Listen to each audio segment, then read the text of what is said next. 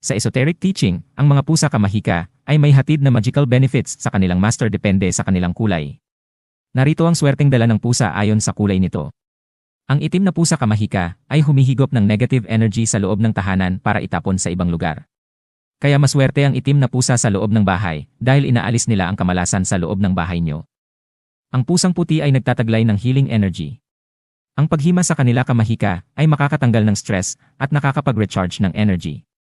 Mas maputi ang kulay ng pusa ay mas maswerte. Ang kalikokat o pusang may tatlong kulay kamahika ay nagsisilbing guardian ng kanilang mga master sa kapinsalaan at kapahamakan. May hatid rin silang kasaganahan at kaligayahan sa bahay na kanilang tinitirahan. Kung ang pusa nyo ay may dalawang kulay, kahit ano pang color combination ito, ay nagsisilbing taga-ayos sa daloy ng energy sa bahay nyo kamahika, kaya mapapansin na nagiging magaang ang vibe sa bahay kapag may ganito kayong pusa. Hatid naman ng pusang mukhang tigre kamahika ang kasiyahan at kapanatagan sa mga tao